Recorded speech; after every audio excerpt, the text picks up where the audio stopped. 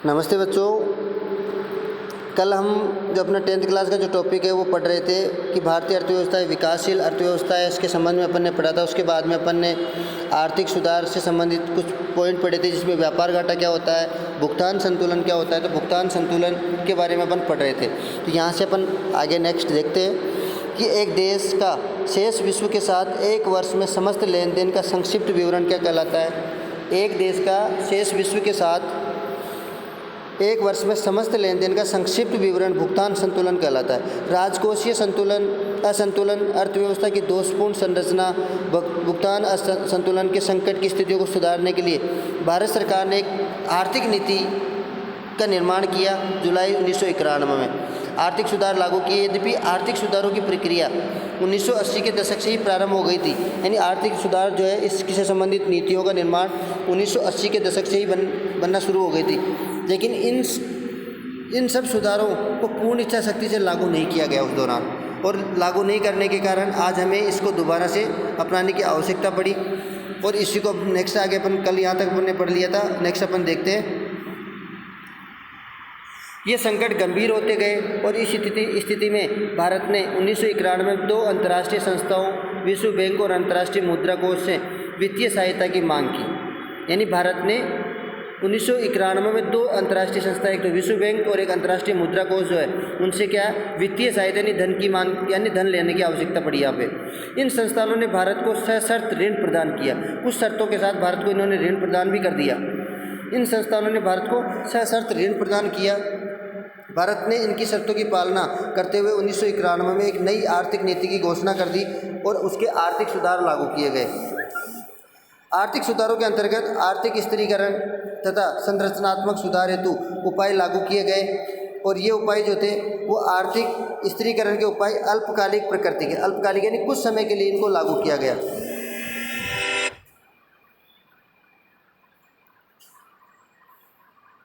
कुछ समय के लिए इनको लागू किया गया। इनके अंतर्गत भुगतान संतुलन के संकट, मुद्रास्फीति की समस्या को नियंत्रित करने के उपाय भी शामिल थे। इसी में मुद्रास्फीति को कैसे नियंत्रित किया जा सकता है, तो ये सारे उपाय इसमें शामिल थे। संरचनात्मक सुधार दीर्घकालीन प्रकृति के थे।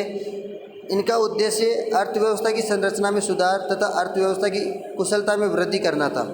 इन सुधारों के अंतर्गत सरकार ने अपनी नीतियों को पुनः परिभाषित किया और नई नीतियाँ प्रारंभ की। आर्थिक सुधारों को उदारीकरण, निजीकरण और वैश्वीकरण की प्रक्रिया के द्वारा, अब अपन बात कर रहे हैं 3 शब्द, उदारीकरण, वैश्वीकरण और निजीकरण की प्रक्रिया के द्वारा इनको लागू किया गया। अब सबसे पहले अपन बात करेंगे उदारीकरण क्या होता है, निजीकरण क्या होता है, वैश्वीकरण क्या होता है। तो अर्थशास्त्र में उदारीकरण का आशय आर्थिक नीतियाँ, नियमों और कानूनों के सरलीकरण से समझ में आए कि उदारीकरण क्या होता है। कि अर्थशास्त्र में उदारीकरण शब्द का अर्थ होता है कि जो आर्थिक नीतियाँ होती है, आर्थिक नीतियाँ, नियम, कानूनों को कठिन से सरल की ओर परिवर्तित करना क्या कहलाता है, उदारीकरण कहलाता है। उदारीकरण यानी सरलीकरण करना ही उदारीकरण है। 1990 ईस्वी से पूर्व अपनाई गई विकास की रणनीति में सरकार की भूमिका अर्थव्यवस्था की नियंत्रक और उत्पादक के रूप में रही। नियंत्रक और उत्पादक, अर्थव्यवस्था को नियंत्रित करने का और उत्पादित करने का दोनों ही काम इन्होंने किया। इन भूमिका का निर्वहन करने हेतु अनेक नियंत्रण और तथा प्रतिबंध लगाए गए। सरकार द्वारा 1991 में नई आर्थिक नीति के अंतर्गत अर्थव्यवस्था में अवांछित नियंत्रणों तथा प्रतिबंधों को समाप्त करने के लिए, अब अवांछित प्रतिबंध लगे हुए थे, कुछ नियंत्रण थे, उन नियंत्रणों को समाप्त करने के लिए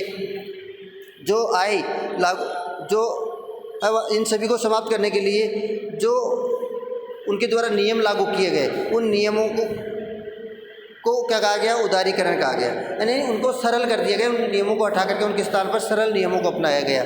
उसे हम उदारीकरण की प्रक्रिया कहते हैं। इसके अंतर्गत जुलाई 1991 में नई औद्योगिक नीति बनाई गई तथा अर्थव्यवस्था के विभिन्न क्षेत्रों में व्यापक सुधारों की प्रक्रिया प्रारंभ हो गई। इनमें वित्तीय क्षेत्र, बाहरी क्षेत्र, विदेशी विनिमय कर व्यवस्था आदि में व्यापक सुधार करते हुए अनेक अनावश्यक जो नियम बना रखे थे, उन अनावश्यक नियमों को क्या कर दिया गया, समाप्त कर दिया गया।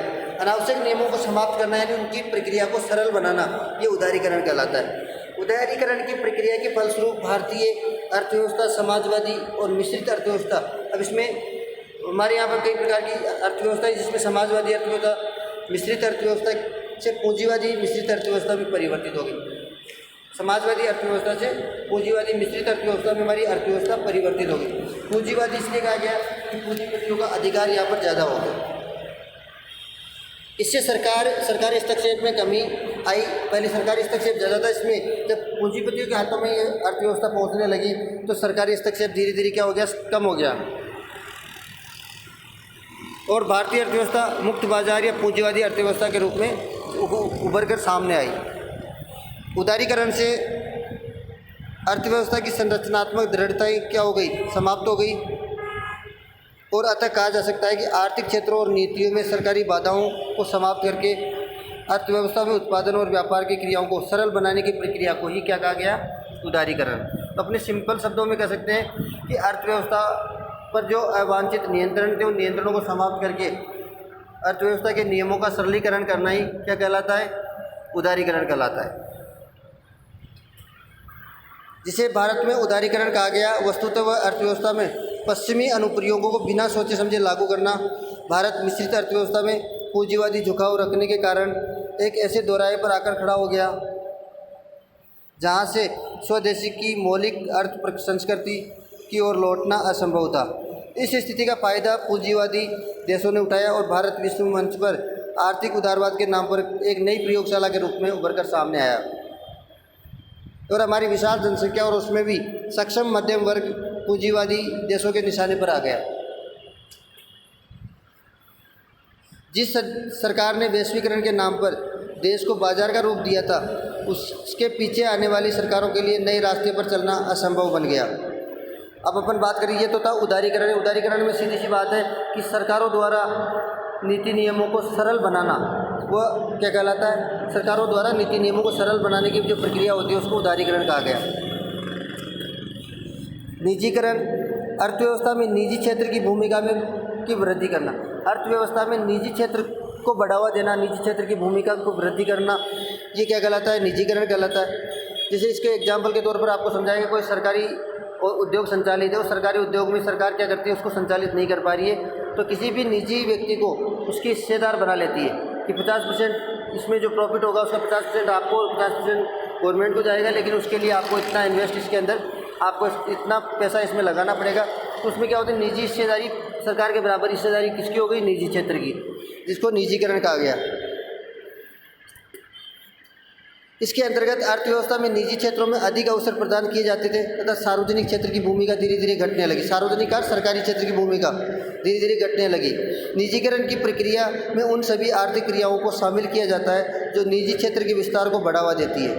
परंपरागत तौर पर निजीकरण का तात्पर्य सार्वजनिक या राज्य संपत्तियों को निजी स्वामित्व या नियंत्रण में देने की प्रक्रिया को लिया जाता है। स्वतंत्रता के पश्चात 1990 तक अपनाई गई औद्योगिक नीतियों में अनेक उद्योगों को सिर्फ सार्वजनिक क्षेत्र के लिए आरक्षित कर दी। सार्वजनिक क्षेत्र के लिए यानी सभी समाजों के लिए उसको आरक्षित रिजर्व कर दिया गया तथा अनेक उद्योगों की स्थापना हेतु लाइसेंस की अनिवार्यता कर दी। अलग अलग क्षेत्रों में सभी को लाइसेंस लेना अनिवार्य कर दिया गया। इन नीतिगत निर्णयों ने निजी क्षेत्र के विकास को क्या कर दिया, अब व्यक्ति को क्या है, निजी क्षेत्र की हिस्सेदारी को बढ़ाने के लिए सरकार से उसके लिए परमिशन लेनी पड़ेगी, लाइसेंस लेना पड़ेगा। तो धीरे धीरे क्या हुआ कि इसका विकास और सीमित हो गया और फलस्वरूप सार्वजनिक क्षेत्र का अनावश्यक विस्तार हुआ। अनावश्यक का मतलब आवश्यकता से ज़्यादा विस्तार सार्वजनिक क्षेत्र का हुआ। इस क्षेत्र में उत्पादकता बहुत कम हो गई और सार्वजनिक क्षेत्र के अनेक उद्यम सरकार पर बोझ बन गए। बहुत सारे अब उद्यम का मतलब जैसे मान लो सरकारी कोई कारखाना संचालित है तो सरकारी कारखाने में काम करने वाले जो व्यक्ति होते हैं, अगर उसमें निजी क्षेत्र की हिस्सेदारी होती है तो निजी व्यक्ति क्या करता है, अपने प्रॉफिट के लिए या उनके ऊपर निगरानी रखने का काम करता है। लेकिन सार्वजनिक क्षेत्र में काम करने वाले जो कर्मचारी होते हैं वो धीरे धीरे क्या होते हैं, आलसी हो जाते हैं और वो प्रॉपर तरीके से काम नहीं करते, जिसके कारण सरकार पर वो बोझ बन जाता है। वहाँ से उत्पादन तो कुछ होता नहीं और सरकार प्रॉपर सैलरी देनी पड़ती है।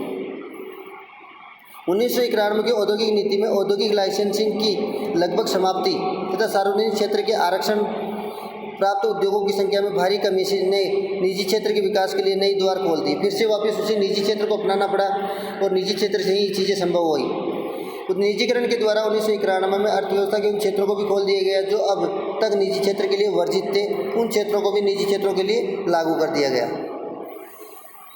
नेक्स्ट बात करें निजीकरण के अंतर्गत सरकारी क्षेत्र में विनिवेश की भी किया गया। विनिवेश का अर्थ है इन्वेस्टमेंट, यानी सरकारी क्षेत्र की जो सरकारी नियंत्रण के अधीन जो संचालित उद्योग है उन उद्योगों में निजी व्यक्तियों की हिस्सेदारी को बढ़ावा देना। ये निजीकरण का एक उपाय है। शुद्ध रूप में निवेश संपदाओं के सरलीकरण की क्रिया है, लेकिन सामान्य तौर पर इसका अर्थ राज्य द्वारा सार्वजनिक उद्यमों में अपना अंश निजी क्षेत्र को बेच देने से सरकार या राज्य सार्वजनिक उद्यम में अपने हिस्से का एक भाग, संपूर्ण हिस्से को निजी क्षेत्र को बेच दिया जाता है, यानी उससे पैसे लेकर के उसको एक हिस्से को उसको बेच दिया जाता है। कितना हिस्सा बेचा जाए ये सरकार के नीति के निर्णयों पर, यानी कितनी हिस्सेदारी निजी क्षेत्रों को दी जाए। अपने एक उद्योग संचालित उस उद्योग में 50%, 60%, 70%, तो कितना दिया जाए ये उसके सरकार के ऊपर डिपेंड करता है। भारत में निजीकरण हेतु 1991-92 में विनिवेश कार्यक्रम प्रारंभ किया गया और निजीकरण से सरकार को राजकोषीय अनुशासन स्थापित करने में और सहायता, यानी राजकोषीय अनुशासन का अर्थ है कि राजकोष में निजी क्षेत्रों वाले लोग व्यक्तियों ने जो इन्वेस्ट किया वो पैसे राजकोष में जमा हुए, तो जिससे क्या हुआ, वहाँ पर संतुलन की स्थिति बनी। इससे अर्थव्यवस्था की प्रतिस्पर्धात्मक शक्ति में काफ़ी सुधार देखने को मिला। अब बात करते हैं वैश्वीकरण की। तो वैश्वीकरण से हमारा अभिप्राय ये होता है कि घरेलू अर्थव्यवस्था का विश्व अर्थव्यवस्था के साथ एकीकरण वैश्वीकरण कहलाता है। अपनी घरेलू अर्थव्यवस्था को हम विश्व की अर्थव्यवस्था के साथ जोड़ दें, विश्व की अर्थव्यवस्था से मिला दें, तो ये क्या कहलाता है, वैश्वीकरण कहलाता है। यानी अपने किसी घरेलू उत्पाद को हम संपूर्ण विश्व में फैला दें, उसको संपूर्ण विश्व में उसकी सप्लाई करें, तो वो वैश्वीकरण कहलाता है। वैश्वीकरण एक ऐसी प्रक्रिया है जिसमें राष्ट्रीय अर्थव्यवस्थाओं का विस्तार उनकी राजनीतिक सीमाओं के बाहर होता है। वैश्वीकरण से आर्थिक खुलेपन तथा देश के बीच आर्थिक निर्भरता में वृद्धि होती है। वैश्वीकरण के विभिन्न आयामों में विभिन्न राष्ट्रों के बीच वस्तुओं का मुक्त प्रवाह, सेवाओं का मुक्त प्रवाह, पूंजी का निर्बाध प्रवाह, समन्वित वित्तीय बाजार, श्रम का स्वतंत्र प्रवाह, प्रौद्योगिकी स्वतंत्र प्रवाह तथा ज्ञान का प्रसार, ये सारे महत्वपूर्ण चीज़ें इसमें देखने को मिलती है। जब अपन विदेशों के साथ हमारे संपर्क होते हैं तो बहुत सारी चीज़ें में हमारी वृद्धि होती है। स्वतंत्रता के पश्चात भारत ने विदेशी व्यापार, विदेशी निवेश पर अनेक प्रतिबंध लगाए। घरेलू उत्पादकों को विदेशी प्रतियोगिताओं से संरक्षण प्रदान करने के लिए इसे अनिवार्य माना गया और 1991 में सरकार ने यह निश्चय किया कि भारतीय उत्पादकों के लिए विश्व के उत्पादों में से प्रतियोगिताएं करने का समय आ गया है। यानी अपनी भारत की जो वस्तु है, भारत में जो उत्पाद तैयार किए जाते हैं, इनको विश्व उत्पादों के साथ विश्व के मार्केट में उतारना का समय आ गया है। और ये स्वीकार किया गया है कि प्रतियोगिताओं से उद्यमों की निष्पादकता और उत्पादों की गुणवत्ता में क्या होता है, सुधार होता है। जब अपन कोई वस्तु बनाकर बेचते हैं और सामने वाला अपने से अच्छी वस्तु बनाएगा तो हम नेक्स्ट टाइम प्रयास करेंगे कि उससे अच्छी वस्तु बनाकर बेचें। तो इससे क्या होता है, उत्पादों की गुणवत्ता में सुधार होता है। वैश्वीकरण की प्रक्रिया में भारत में विदेशी व्यापार, विदेशी निवेश पर से जो प्रतिबंध को काफ़ी सीमा तक हटा दिया गया। व्यापार अवरोधकों को हटाकर आयातों का उदारीकरण किया गया। कुछ को छोड़कर अधिकांश वस्तुओं के स्वतंत्र व्यापार की अनुमति सभी को प्रदान कर दी गई। बहुराष्ट्रीय कंपनियां वैश्वीकरण की प्रक्रिया में महत्वपूर्ण भूमिका निभा रही है। एक बहुराष्ट्रीय कंपनी है जो एक से अधिक देशों में उत्पादन पर नियंत्रण और स्वामित्व रखती है। एक कंपनी ऐसी होती है जिसका एक से अधिक देशों में उसके उत्पाद बिक्री हेतु जाते हैं, या उनके नियंत्रण या स्वामित्व वाली कंपनी जो होती है। तो वर्तमान में विभिन्न देशों के बीच सेवाओं में निवेश और प्रौद्योगिकी का आदान प्रदान हो रहा है और सूचना और संचार प्रौद्योगिकी के विकास ने वैश्वीकरण को तीव्र गति प्रदान की। इससे विभिन्न देशों के बीच सेवाओं के उत्पादन के प्रसार में मुख्य भूमिका निभाई और भारत ने भी सूचना और संचार प्रौद्योगिकी की बदौलत अपनी सेवाओं को अंतर्राष्ट्रीय बाजार में बेचकर वैश्वीकरण के लाभों को भुनाया है। वैश्वीकरण की प्रक्रिया ने संपूर्ण विश्व में संसाधनों के आवंटन में सुधार कर उसे अधिक कार्यकुशल बनाया। अब इसने कहा है कि संपूर्ण वैश्वीकरण की प्रक्रिया नहीं क्या है, संपूर्ण विश्व में संसाधन जो थे उन संसाधनों की गुणवत्ता में काफ़ी मात्रा में सुधार करवाया और सुधार करवा के अधिक कार्यकुशल बनाया। इससे उत्पादन लागतें और गिरने लगी और उत्पादों की गुणवत्ता में सुधार होने लगा। वैश्वीकरण की इस लाभदायक प्रक्रिया को लागू करने एवं सफल बनाने में अंतर्राष्ट्रीय मुद्रा कोष, विश्व बैंक और विश्व व्यापार संगठन ने उल्लेखनीय भूमिका अदा की। इसके अंतर्गत विश्व व्यापार संगठन की स्थापना 1 जनवरी 1995, इसको नोट कर लेना, विश्व व्यापार संगठन की स्थापना 1 जनवरी 1995 को की गई। ये राष्ट्रों के बीच व्यापार के नियमों के नियमन का कार्य करने का काम करता है। ये बहुपक्षीय व्यापार समझौतों के क्रियान्वयन और नियंत्रण का कार्य करता है। ये अपने सदस्य राष्ट्रों को व्यापार समझौतों और विचार विमर्श के लिए उपयुक्त मंच प्रदान करता है।